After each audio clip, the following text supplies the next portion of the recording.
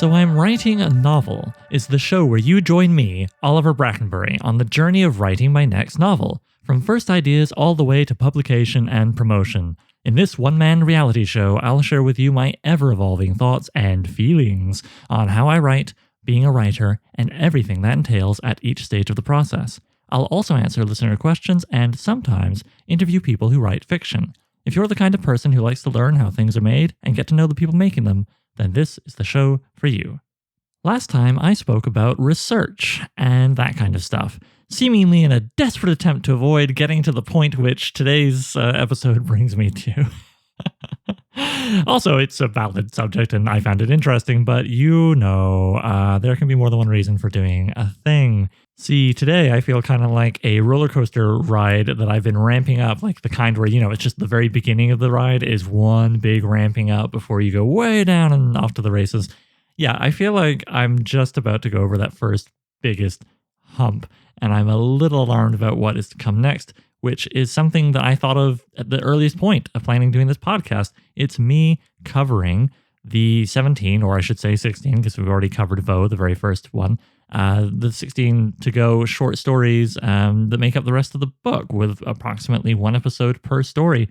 The reason that's a little frightening is, as of this recording, I have fully outlined the first third, where Vo is kind of finding herself and trying to be a big hero, and I have started the middle, but I have not finished, and I have a buffer on this show. I've got time, but yeah, we'll see what happens.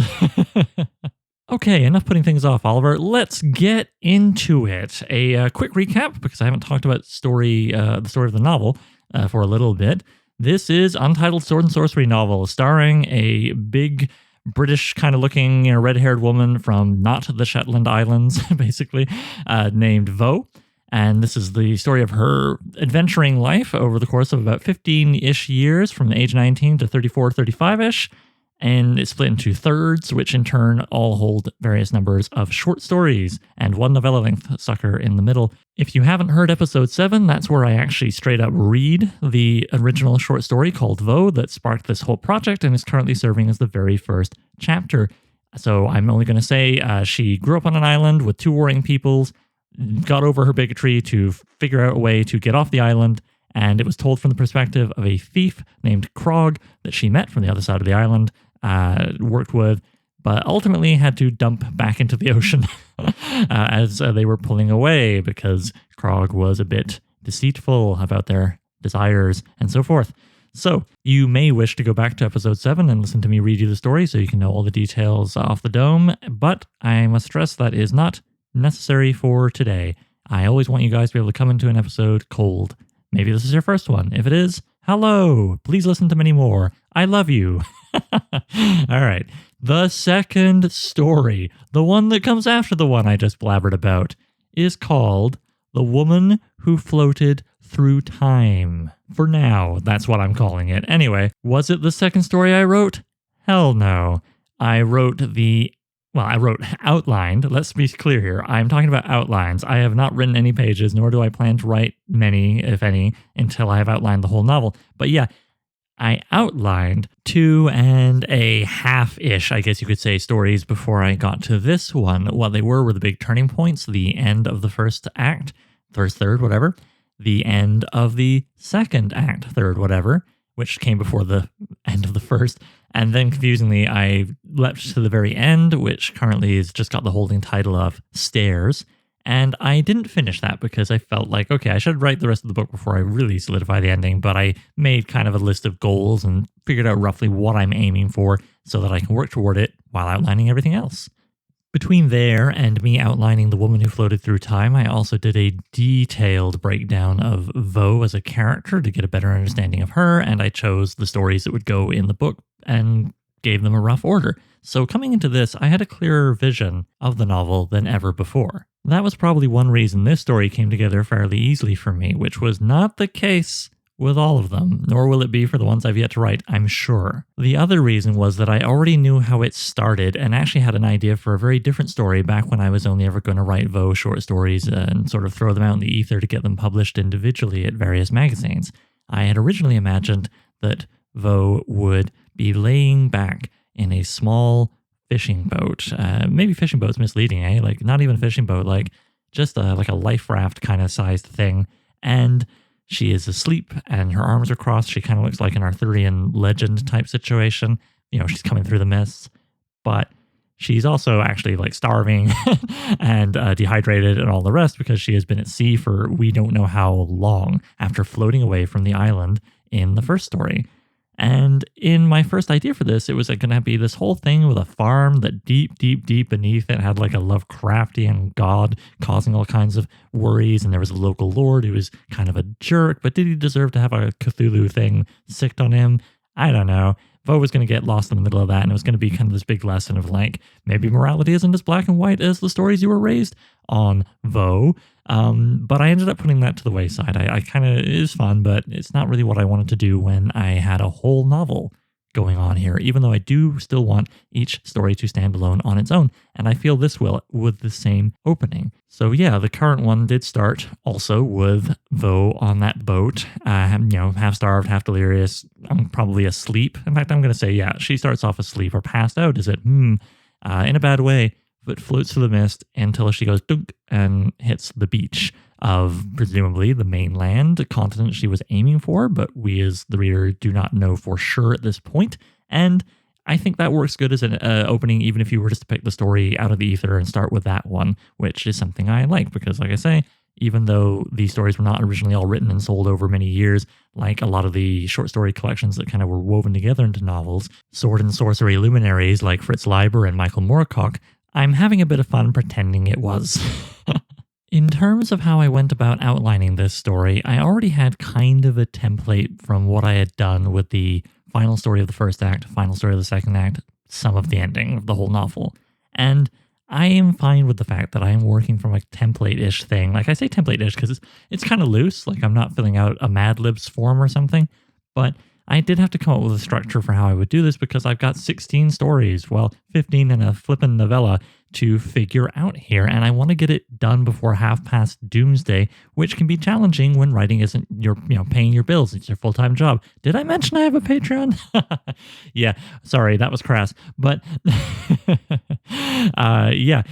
so I need a way to work that I don't have to keep wasting time and energy reinventing the wheel, as it were, but have room for invention. And so I've come up with what I'm doing here. What I do in this story, The Woman Who Floated Through Time, is roughly what I do for every story that chronologically I wrote after. And as I say, I was kind of figuring out on those hinge stories I mentioned before.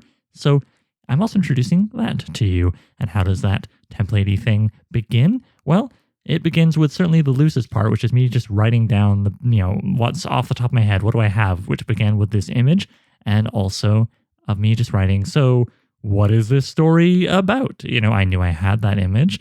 And as far as who found Vo, who became the point of view person, because you may recall I mentioned the first third of the book, at a minimum, I always want the point of view person to be somebody other than Vo, somebody who travels with her for however long, like Krog the Thief in the first story. So yeah, I have this image of Vo floating in on the boat, which, by the way, when the short story that began this whole thing ended it more ambiguously with the kind of weaker ending I described in the very first episode of the podcast, where Vo and Krog are on the boat just kind of like, gee, I wonder if we can get over our bigotry to go out into the wider world together, haha. This was my cheeky way of letting the reader know it didn't work out. Krog got killed or thrown overboard or maybe fell overboard. Who knows? I then had to figure out who that person was going to be, the new Krog, who was going to be the new POV person to travel there for a little bit. And at first, I imagined a commoner. Then on the day that I was writing this down in my little denim notebook, July 25th, 2020, I was like, today I like the idea of a knight. But maybe we split the difference with a kind of a man-at-arms or some other commoner warrior, foot soldier type. I wanted this person to be in awe of Vo because I wanted a new way of looking at Vo in this story, right? Last time it was a thief who at first thought she was a kind of a weirdo and then was like, oh my God, she's one of the people I've been raised from birth to hate. So it's generally not flattering, and Vo is described as being brutish and other charming things that only gets worse when he realizes, oh, she's one of the people I hate. So I want the POV person to be in awe, maybe even attracted to her. And just to flip the script, let's make her a woman. Really, this story is Vo entering the world at large. As in the last story, she left the isolated prison of the island, Honesty and truth set her free there. So what buys her entry here? How does this fish out of water grow legs and learn to breathe air? Well, I thought about that for a bit and then remembered that the whole, two people trying really hard to cooperate and communicate, but having serious trouble with the latter thing can be great. And I think I want to play with that here. Perhaps the POV person then can be a woman watchman or man-at-arms, who mostly guards things, who's frustrated by their daily life, and they might be delighted to have a new potential ally. Vo should seem like the answer to all her problems. Whether or not she is another story. This is something the woman at arms, is that a term? Anyway, whatever, man at arms projects onto Vo. This would work nicely for Vo, who is very much wanting to be a hero. And what is a hero but a problem solver on legs? A provider of solutions.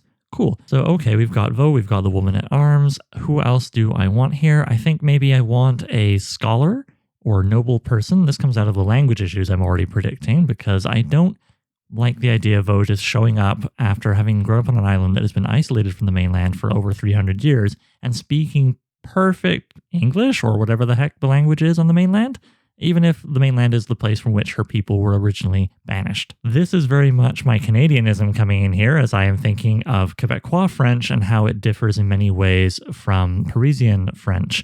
And to the point that, if I remember correctly, it's been about 20 years since I heard this news tidbit. There used to be a cottage industry of Quebecois French studios dubbing and subbing North American stuff to then sell to distributors in France.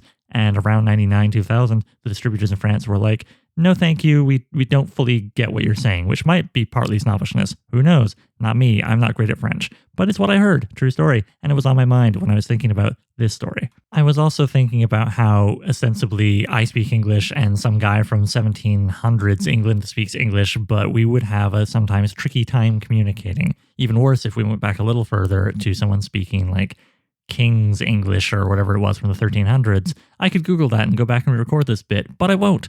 So yeah, language has changed, certainly in isolation and certainly over centuries. So I'm thinking we also want a scholar / noble, maybe priest, somebody learned nearby who can tell us Vo is speaking the local tongue as it was approximately 300 years ago, when it looks like all our communication problems are over. He should get an arrow in the neck, signaling the assault by the locals, or maybe opportunistic bandits, or even the evil sorcerer's minions. What's going on here? I'm just jabbing down stuff. I'm like, okay, I got a smart guy to figure out the language thing and get that information to the readers, and then I want a problem. And whoever the heck they are, these people that are the problem, they want whatever brought the noble scholar, let's say, here with their guard, including our POV character, and work crew. Yeah, the scholar just wants to, let's say, rediscover plumbing. Like maybe the main site of our story is a early medieval type archaeological dig site into what was once a surrogate or, like the not Roman Empire, who had plumbing, which in our history was certainly lost by the time we got into the Dark Ages. So, okay, we've got something big and plotty here that I find interesting, an archaeological dig site in a medieval setting with a noble scholar overseeing the thing, and amongst his guards, we have the woman at arms, who is the person that finds Vo while she's sort of wandering around on her guard duty and maybe comes across Vo on the beach. Cool. And there's a mob of people who are somehow wanting to cause harm and mess up the archaeological dig. Maybe it's locals who dislike the colonial theft of their stuff? Could be, except that I think that Noble is probably from their nation. I don't see him being from super far away. So if that's the case, then what are they?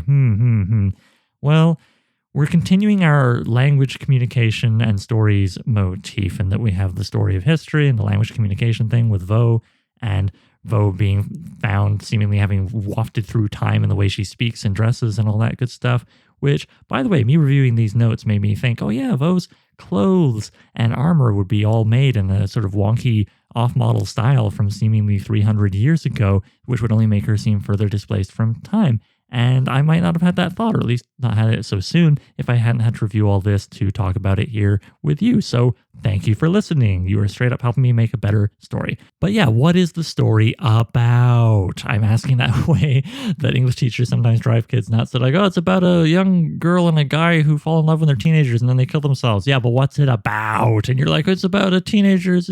Anyway. Yeah, no, what is this story actually about? We've got some plotty stuff and some characters. Great. What's it about? Well, the woman at arms, she could be trying to learn or gain power from the past via Vo, right? She's trying to leverage, quote unquote, the past that way. All right. The scholar is doing the same via trying to rediscover plumbing. And maybe we have like a sorcerer who's trying to do the same by stealing the ancient wizard stuff that he assumes the scholar is here to dig up. And on top of that, I rather like the idea of wizards using a previous, much more powerful wizard's names as their own aliases as a way to try and leech some of that power, which could be kind of fun because maybe this sorcerer who leads some rabble in to cause trouble, there we go, okay, it's coming together. Maybe they could use the name of the wizard who trapped Vo's people and the people they were bickering with, to say the least, on that island all those centuries ago, which could be a fun red herring for Vo to chomp down on later in the story. Cool. Okay, so we're getting some theme here about how only the scholar is really trying to help the collective by discovering plumbing, while the woman at arms and the sorcerer are both trying to use past knowledge or whatever, use the past to advance themselves. It's at this point that I start to feel a theme coming on. Maybe it's altruism. Maybe it's how do we utilize the past?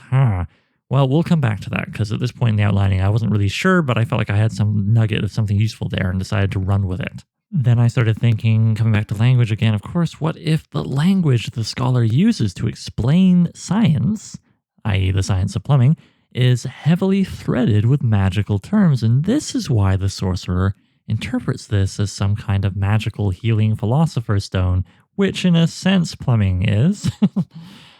Yeah, okay, that brought me to better refine this like central conflict, right? The pursuit of knowledge as a power for personal versus collective gain. Sorcerer is on personal side, scholar is on collective side. Awesome. Main cast, Vo, woman at arms, scholar, and sorcerer. Great. Events. The woman at arms is having quotidian problems as the least senior guard for the scholar's archaeological dig near the coast. While engaged in the scut work of looking along the coastline for an ancient, not Roman sewage pipe outlet, she sees Vo float in through the mist. All right, it's coming together. So then I figure, what are the arcs, right? As in character arcs, as in what did we learn?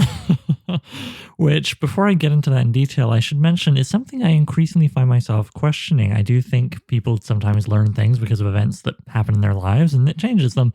However, I also think they frequently backslide, or maybe events that you would think would teach people lessons don't.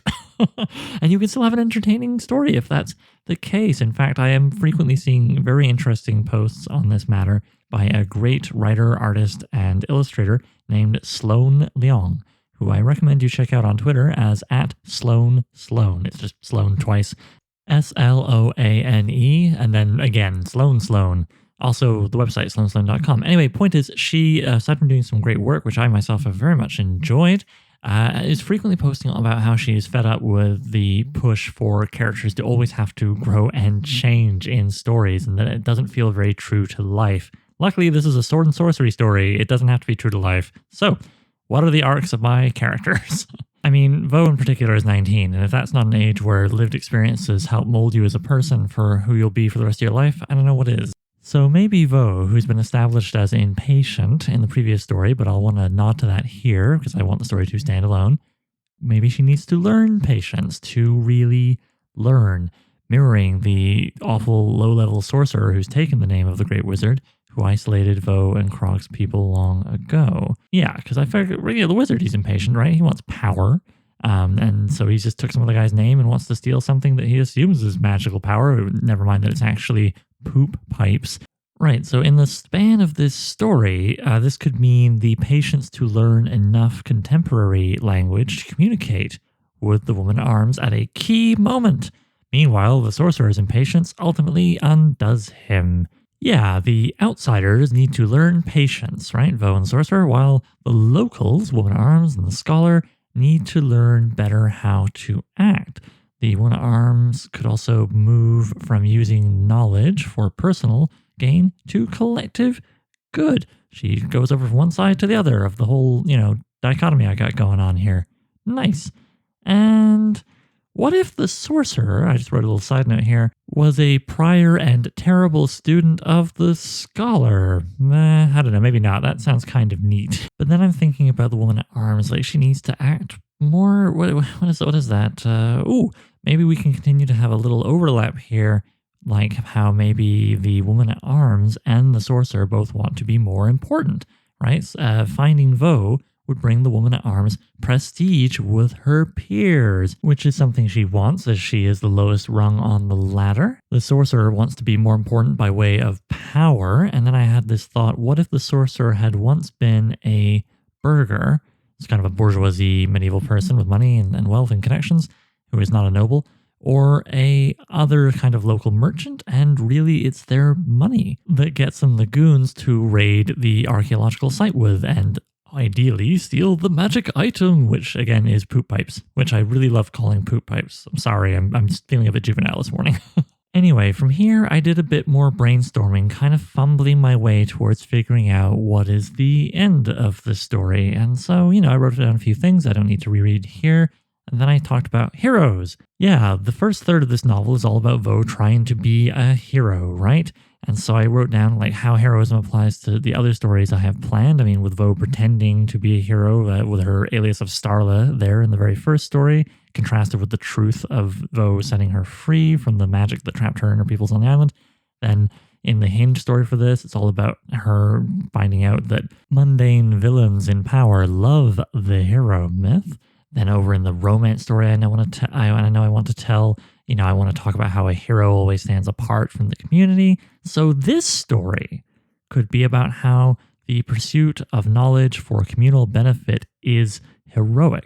And meanwhile, Vo is just a confused young woman with a knack for violence and a powerful desire for clean, direct, final resolution to life's sticky problems. The trajectory of the story could be that the woman at arms realizing this. Yeah, it could be the arc could be, woman at arms realizing this, moving from hero worship of Vo to respectful hero worship of the communally minded scholar.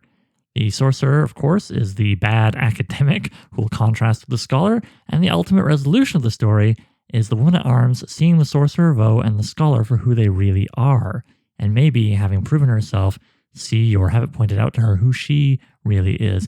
And of course, the reveal of what the dig was actually searching for and of how many lives it could save. I also like the idea of the woman at arms dedicating herself to bodyguarding the scholar who agrees to spend some time each night helping Vo update her language skills to prepare her for stories to come.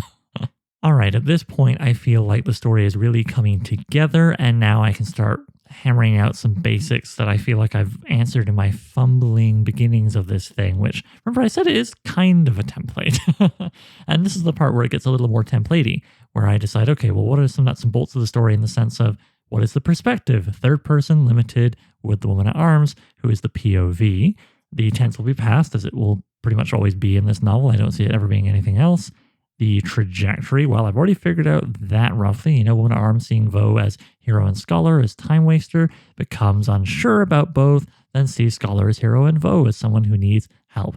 Everything in the story, I want it to propel us along this line, and I want to try, if I can, to imply the ending in the beginning. We'll see how that goes.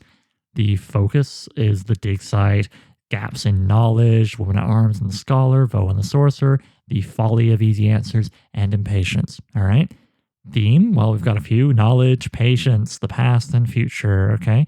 But what's the thematic statement? What am I saying with this story? What is it kind of arguing? It's arguing the thematic statement: it's better to seek knowledge for the collective good than to hoard it for personal gain. All right, that all feels good to me. I feel like, okay, that's figured out. Now for another thing that can feel templatey, but really it's more like writing prompty. I've mentioned before Ursula K. Le Guin's excellent book, Steering the Craft. I really recommend it for anybody who's already done some writing and wants to polish their craft. One thing that she has is a list of stuff that is important in a story that is not conflict. Because, we have a tendency in Western society to reduce all stories to conflict, and that is not all of life. She also points out there is relating to someone or something, finding, losing, bearing, like bearing of great weight of some kind, discovering, parting, and changing. So what I did was I wrote those down, gave them each a line in my notebook, and then kind of left them open, thought about what I had already figured out so far, and then in pencil, in case I change my mind later, I would put in like under finding. Well, there's finding of the pipe and there's finding Vo at the beginning. And these are moments, that matter. There's relating, like Vo and the woman at arms. I figure maybe they should relate over food. I think that's something that, even if you have language difficulties, you can always communicate over. Certainly the cornerstone of many a food show that's ever been made. And so on. Point is, I didn't then, make this list and be like, oh, how can I jam in every single one? And if I don't put in all of the relating, finding, losing, bearing, discovering, parting, and changing things, then the story's incomplete. It's more like I put in what I thought of that fit in each of them. And lucky me, I've got something here for everything except losing. And by doing that, I think to myself, oh, good. So this feels like I've got a varied story that isn't just people shouting and swinging swords at each other. Therefore, I hope it has a more rich, deep emotional palette for the reader to enjoy and potentially be hooked by, right? Because maybe someone doesn't give much of a hoot about the sword fights, but they love getting to know the characters through moments where they are relating to each other. Okay, so now I've figured out some of the settings for my story, perspective, tense, point of view, and so on. And I've tried to check it to make sure it's not got a mono focus on conflict.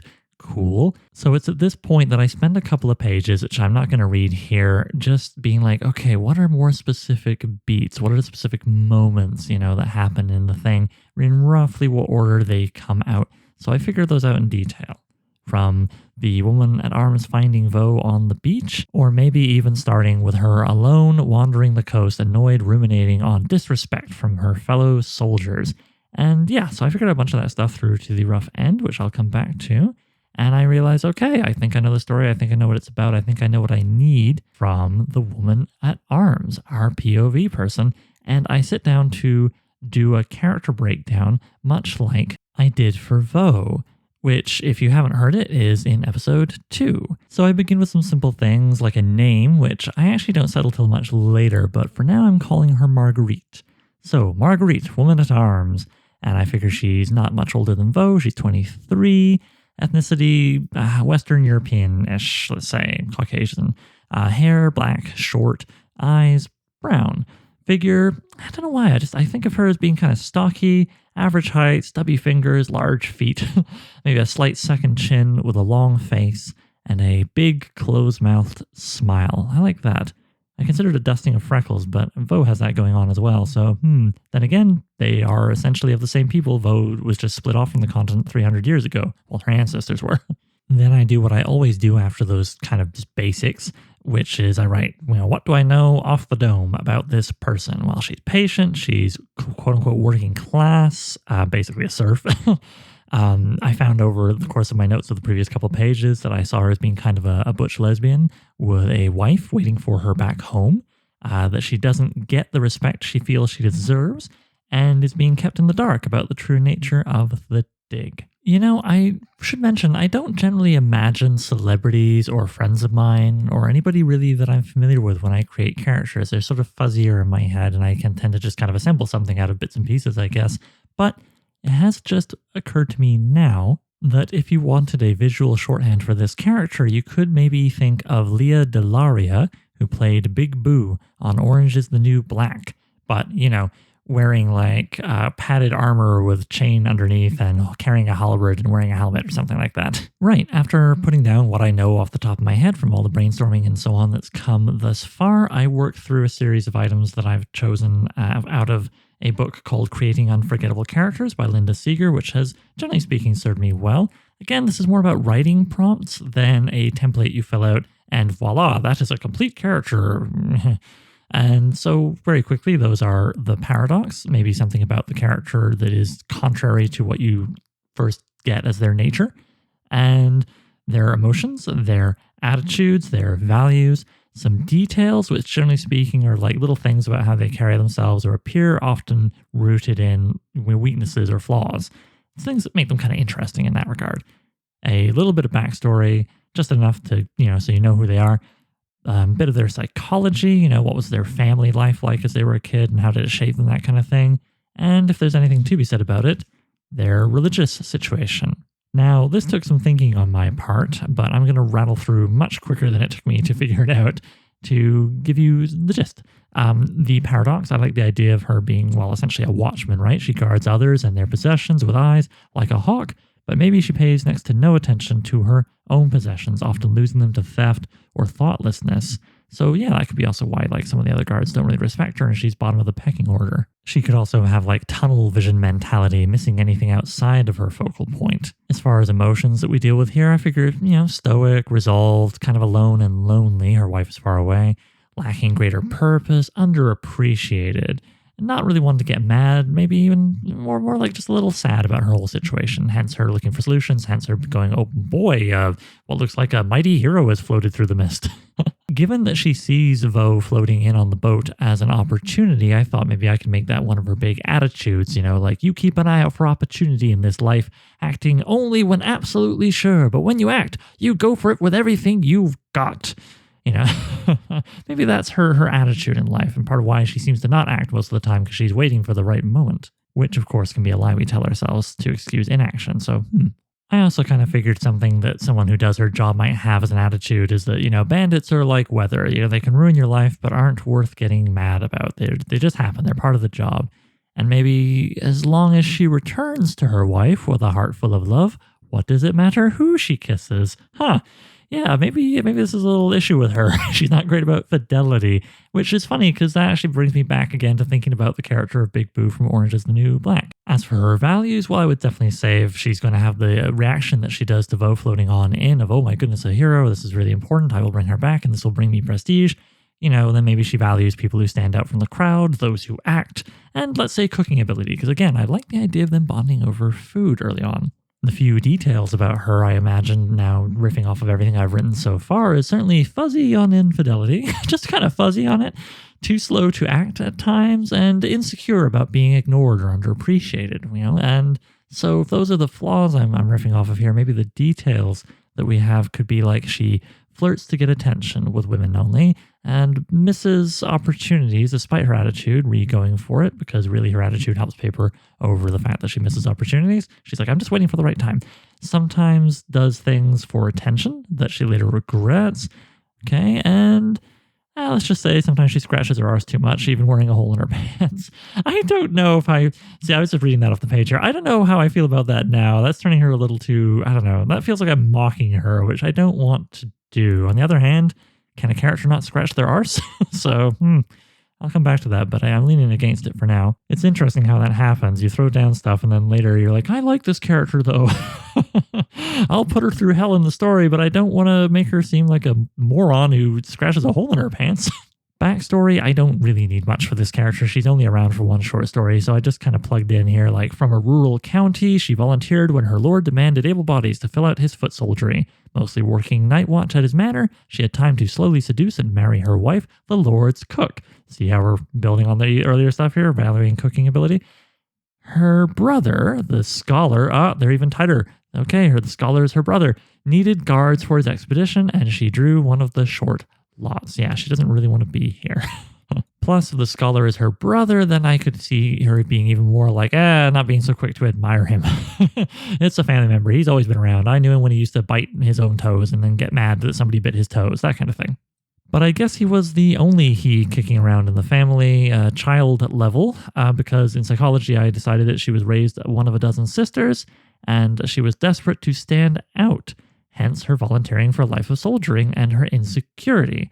She was indeed often overlooked and confused with a similarly named sister. So you see how, one of the reasons I chose to do the character figuring out near the end, and this is the second last thing I did, was because that way when I'm fleshing out this point of view character for the story, I'm doing so while having all this knowledge of what the story is about and what's going to happen and what I kind of need and want from my point of view character. Anyway, final thing, religion. I just figured, she would be a member of the contemporary version of the great gardening mother church that I was imagining Vo being a part of, a offshoot of on the island. Honestly, though, I don't see it coming up in the story, which is why I didn't really write anything more. Religion's not a huge part of her days. Oh, and maybe she has some, just a random detail I put at the bottom here, has some pie her wife gave her. Yeah, that's just nice. I like her carrying that around with her, especially because this is like the old medieval pie where you generally didn't eat the crust as I understand it. It was more like it was this really hard version of what we imagine when we imagine pie crust that would hold the contents inside and keep it relatively edible for a long time. So with all that done, I felt like this story is ready to go. Now, have I figured out every single little possible detail? Heck no. But have I got enough that I could feel comfortable sitting down in Scrivener, is what I like to write in, but it could be Word or anything else, and actually writing the prose? Heck yeah. So as a quick piece of reference for myself, because my notes are kind of long-winded and messy and so on, even more so than my description of them in this episode, I did a quick list of the broad beats of the story. What are the broad strokes? I came up with 11. 1, finding Vo. 2, returning with Vo and impressing the lads with, they don't have to be men, but you know what I mean? Like the fellas, the guys, the other soldiers that are guarding the archaeological dig site.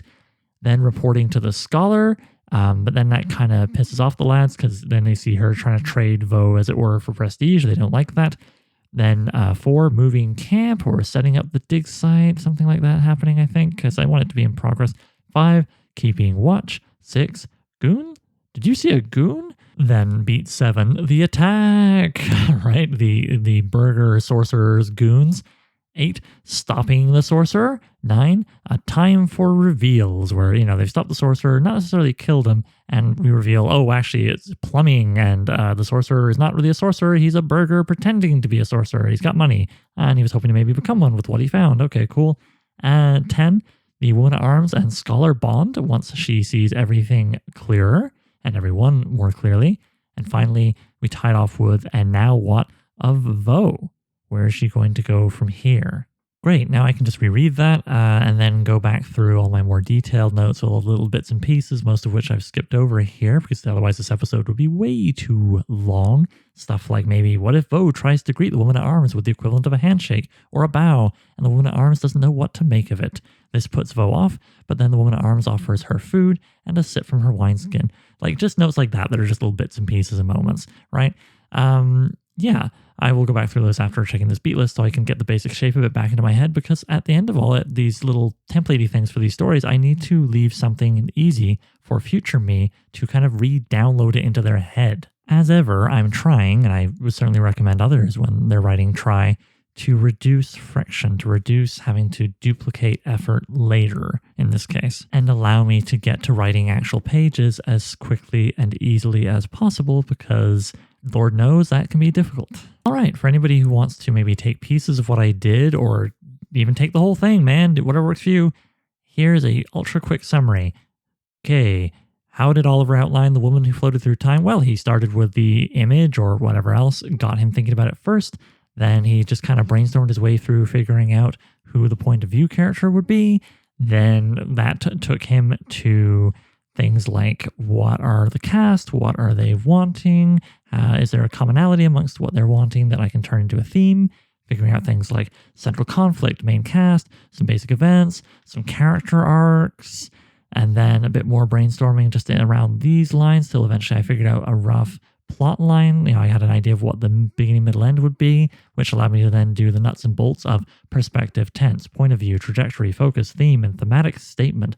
Thematic statement to me is very important. Like, what is the story saying, right? And that way everything you have happen in the story can argue for or against it, or different permutations of for and against it.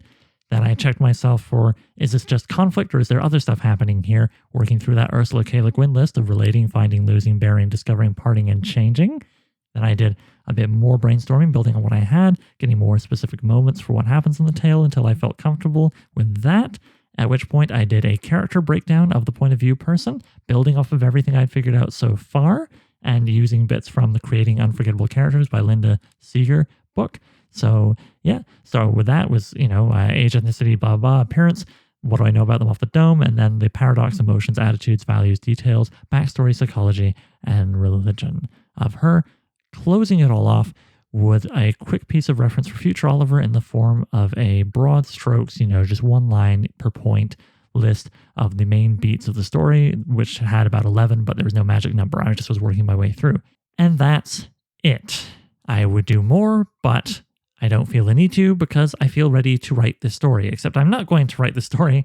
I'm going to outline the whole novel, and from this point onward, I'm going to be outlining it in the linear order that the stories occur. Even though I want each of them to stand on their own, I like the idea of a sneaky continuity, like my original thing where I was going to have the first story end with it being ambiguous what happens with Vo and Krog in the boat, and then have the beginning of the story be like, oh, haha, Krog didn't make it. So I might have opportunity for other moments like that I wind up keeping. And also, I've got to think about how Vo is changing as a person over the course of this whole thing, because I want it to be about a very formative period in her life. 15 whole years, but still. So if I'm doing things like that in this order, well, the first story was Vo. The second story was the woman who floated through time. The next story is kind of a war story, kind of some other stuff going on. That's where it started anyway. It started as an idea of me wanting to write something along the lines of a really cool battle from one of my favorite books I ever discovered at the Merrill Collection in Toronto, R.A. Lafferty's The Fall of Rome. More on that next time when I discuss with you the outlining of story number 3, which currently is called Monstrously Slow. So I'm writing a novel, features original music by Gloria Guns, and is hosted by yours truly, Oliver Brackenbury. If you'd like to submit a question, then please email it to soimwritinganovel@gmail.com. Bonus points if you record yourself and send me an MP3 I can cut into the show. Doesn't have to be fancy. Using your phone is fine. Just keep it clear and concise. You can also holler at the show on Twitter. Look for @so_writing. Please consider sharing the show with anybody who might like it, leaving a review on iTunes, and checking out patreon.com/soimwritinganovel. Patrons get to be thanked in the final novel, listen to episodes of the podcast a week early, and even enjoy a bonus podcast called So I Wrote a Novel, where I read and comment on chapters of previous works, starting with my first novel, Junkyard Leopard. Thanks for hanging out with me, and I'll see you soon.